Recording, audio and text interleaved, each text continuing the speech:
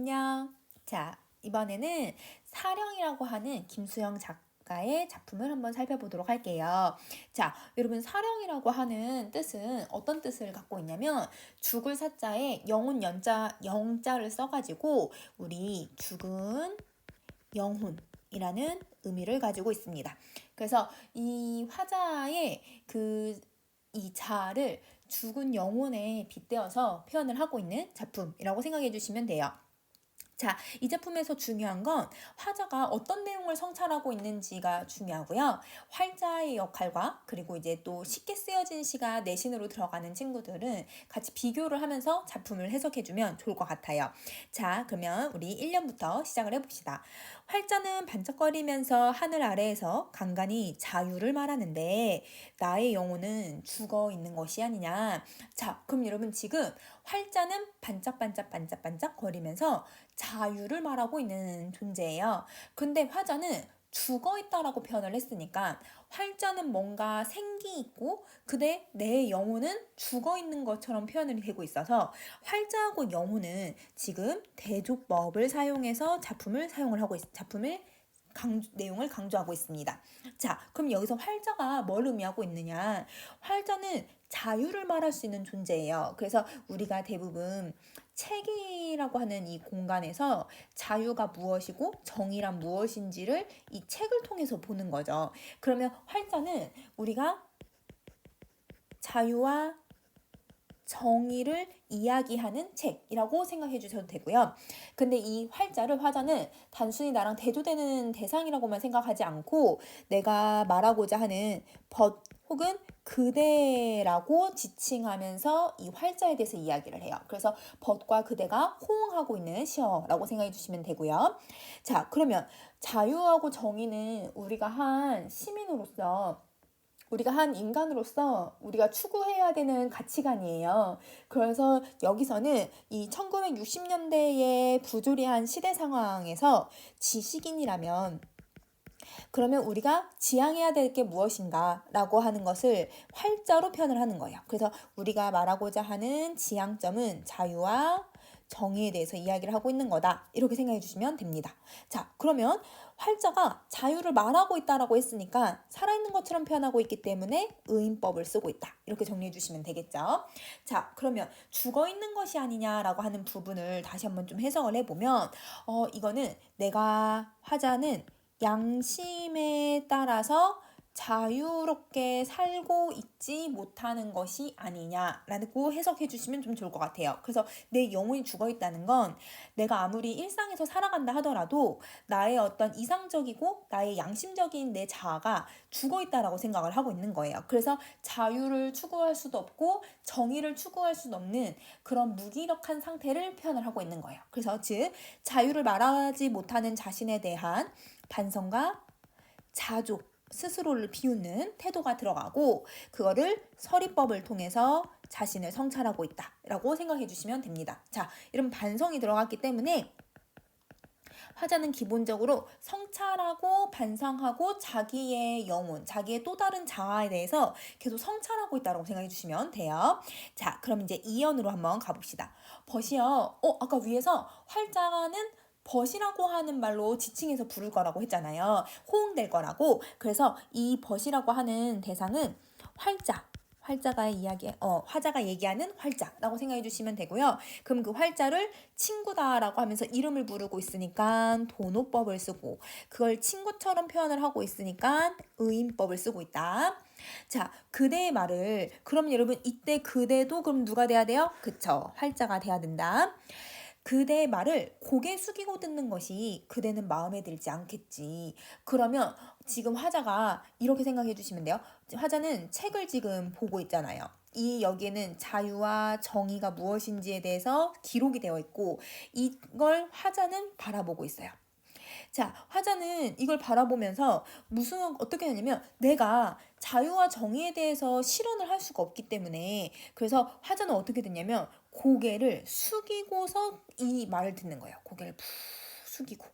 그러면 고개를 숙이는 이유는 너무 창피하고 고개를 들 수 없고 현실에 자기가 이걸 당당하지 못하기 때문에 고개를 숙이게 되는 거잖아요. 그래서 현실에 순응하거나 타협하면서 살아가는 자신의 모습에 대한 자괴감, 부끄러움, 그걸 고개를 숙인다라고 표현을 하는 거예요. 우리 나중에 흰 바람벽이 있어라, 그 다음에 쉽게 쓰여진 시라고 하는 작품에서도 이런 모습들을 좀 보여지는데, 그러니까 고개를 숙인다기보단 쉽게 쓰여진 시에서는 자기가 왜 계속 침전하지? 그러니까 인생은 너무 살기 어렵다는데 하면서 부끄러움을 막 느끼잖아요. 그래서 그런 부분처럼 고개를 숙이고 고개를 들 수가 없고 자기가 계속 아래로 침전하고 있는 그런 이미지들은 자기에 대한 부끄러움이 들어간다라고 생각해 주시면 돼요. 그러면 나의 이런 부끄러움이, 그러면 나는 여러분 자유와 정의에 대해서 이야기를 하지 못하면서 살아가고 있잖아요. 그러니까 이 활자가 의인화가 되고 있으니까 이 활자가 나를 보기에는 너무 마음에 들지 않을 거라고 추측을 하고 있는 거죠. 마음에 들지 않아라. 자, 이런 마음에 들지 않아라는 건 활자도 그렇게 생각할 거야 라고 하면서도 스스로도 자기가 마음에 들지가 않는 거예요. 그래서 자신의 이런 나약한 태도에 대한 불만이 들어가고 자신의 심정을 사실적으로 고백하고 있으면서, 그러면 그 활자는 자신의 양심을 계속 이런 불러일으켜주는 대상이기도 하고, 혹은 나의 또 다른 지향하는 나의 모습이라고 생각해 주셔도 될 것 같습니다. 자, 그 다음에 3년 갈게요. 3년은 일단 설명할 게 조금 많죠. 자, 그래서 여기서는 우리 그 표현법이랑 그 시어의 의미들을 조금 잘 정리해 주시면 좀 좋을 것 같아요. 모두 다 마음에 들지 않아라. 여러분, 이 부분 아까 이연에서 맨 마지막에 나왔던 부분이죠. 그래서 거의 비슷한 부분을 계속 반복을 시키네요. 그러면 자신의 그 마음 들지 않는 여러분 그 나약한, 무기력한 이런 모습에 대해서 성찰하고 반성하는 모습으로 반복을 해주고 있다라고 생각하시면 됩니다. 이 황혼도 저 돌벽 아래 잡초도 담장의 푸른 페인트빛도 저 고요함도 이 고요함도. 그러면 자, 지금 선생님이 이제 동그라미 표시해 놓은 이 2행부터 4행까지의 내용은요, 그럼 무언가를 계속 지금 열거를 해 놓은 것 같아요. 그리고 여기 도 혹은 이 고요함도 저 고요함도 이러면 이렇게 반복되는 부분들이 있어요. 그쵸? 그래서 보조사나 도나 고요함이라고 하는 이런 단어들이 반복이 되고 있고요. 자, 그리고 사실은 여러분 이 2행부터 4행까지의 내용이 사실은 1행 앞부분에 가는 게 맞을 것 같아요. 이 황혼도 혹은 이 고요함도 모두 다 마음에 들지 않아라 라고 하는 게 맞잖아요. 그래서 도치법을 사용해서 뒤에 나와 있는 이 대상들을 지금 강조하고 있다. 그러면 자, 공통된 동그라미 표시되어 있는 단어들은 어떤 의미를 가지고 있는지 옆에 정리해 볼 건데요. 자, 황혼, 잡초, 푸른 페인트빛, 고요함. 이거는 황혼처럼 여러분 노을은 매일같이 나타나는 현상이고, 잡초도 흔하게 볼 수 있는 일상의 그 대상들이에요. 푸른 페인트빛도 담장에 칠해져 있으니까 항상 그대로인 색깔이잖아요. 이 고요함도 이러면 계속 우리가 항상 시끄럽게만 사는 건 아니니까, 그러면 공통적으로 이 동그라미 표시되어 있는 아이들은 우리가 일상에서나 흔하게 볼 수 있는 대상들이라고 생각해 주시면 될 것 같아요. 그러면 자, 얘네들은 일상에서 흔히 볼 수 있기 때문에 이 자유를 억압하는 현실에 순응하는 일상적인 삶을 의미하고 있다. 이렇게 정리할 수 있고요. 자, 거짓된 평화로움에 불과한 것들이에요. 그래서 우리가 이 단어들을 보면 일상이니까 되게 편안한 것처럼 보이고 평화로운 것처럼 보이지만 사실은 자유가 없는 평화로움이거든요. 그러면 우리는 자유가 없는 삶을 살아가면서도 이런 평화로움을 느끼고 있다는 건 이건 거짓된 평화가 아닐까라고 이 화자는 생각을 하고 있는 거예요. 자, 화자는 이러한 일상적인 것들 속에서도 자유롭지 못하는 자신에 대한 거부감이 느껴지면서 그게 마음에 들지 않는다, 이렇게 생각을 하는 거예요. 자, 그러면 고요함의 의미란 무엇일까? 부정적인 현실에 대해서 아무도 목소리 내지 않는 침묵하는 현실이나 현재를 얘기하는 거예요. 자, 근데 이거는 내가 부당한 거에 대해서 이야기를 하고 자유를 억압하는 현실에 대해서 이야기를 해야 되는데 그러지를 못하고 있으니까 비겁한 침묵에 해당하는 거고, 그러면 아무것도 하고 있지 않으니까 무기력한 모습을 보여주고 있는 거구나. 그러면 목소리 내지 않는다는 건 실천을 하지 않는다는 뜻이고요. 그러면 주어져 있는 그 자유가 없는 현실을 순응하면서 살아가는 모습을 고요하다라고 표현을 하고 있는 거예요.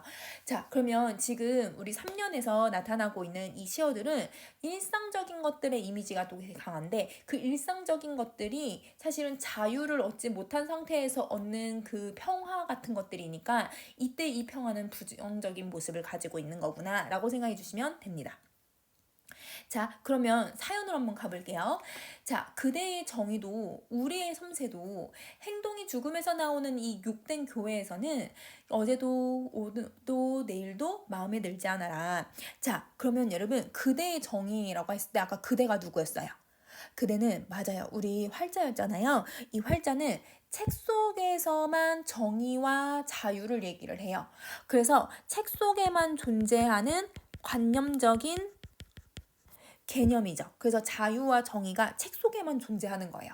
자, 우리들의 섬세한 건 섬세하게다라고 하는 말이 긍정적인 게 아니라 소심하게 행동하는 아주 섬세한 처세술인 거예요. 그래서 이 현실에 나약해진 화자의 그 안주하고 무기력한 모습들을 표현을 하는 거죠. 자, 양심에 따라 행동하는 것이 아니라 우리는 불의의 현실과 타협하면서 생활하고 있기 때문에 그래서 그 행동이 죽음에서 나왔다라고 생각을 하는 거예요.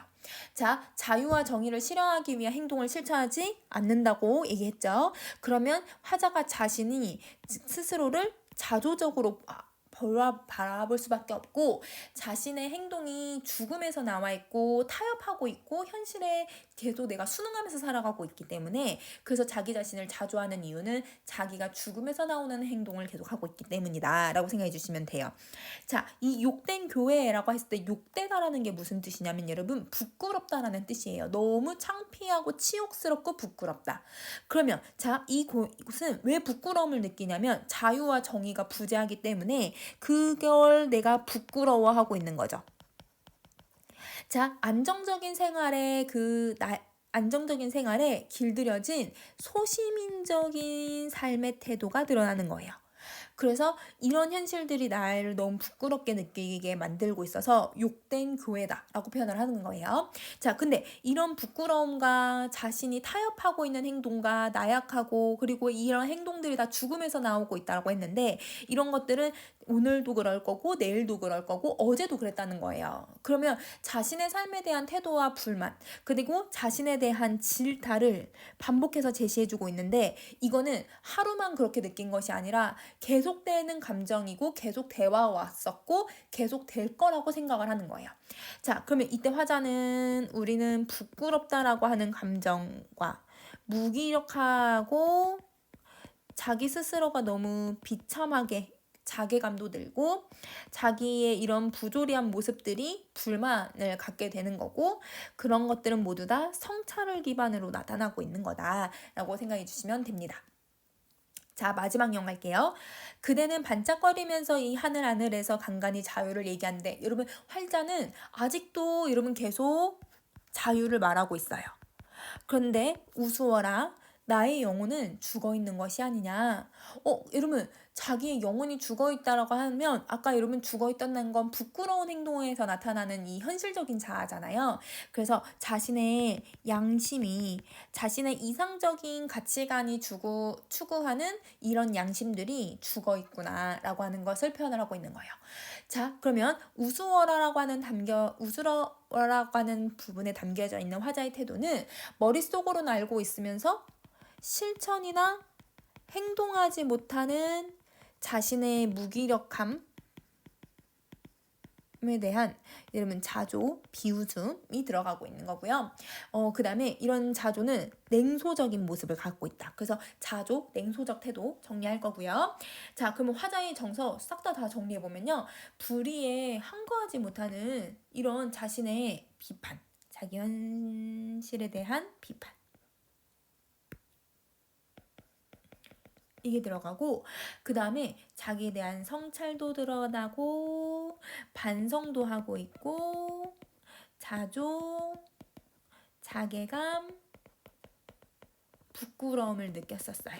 그래서 정서가 되게 다양하죠. 자기에 대한 내용들이.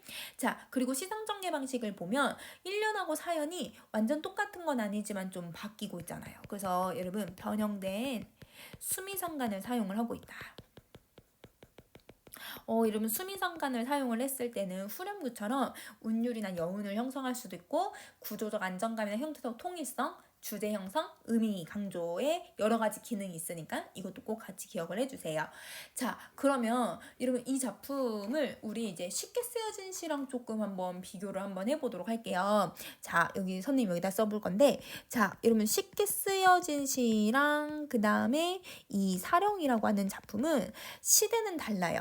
일제강점기 때 쓰여진 작품이고 이거는 1960년대 어지러웠던 시대 상황을 반영하고 있는 작품이고요.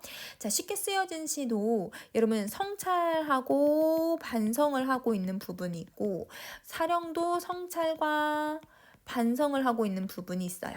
자, 쉽게 쓰여진 시는 자신의 이상적 자아와 현실적인 자아가 나타나서 현실적 자아가 나약하고 무기력하고 회의감을 이런 자신의 안주하는 삶에 대해 회의감을 느끼고 있었잖아요.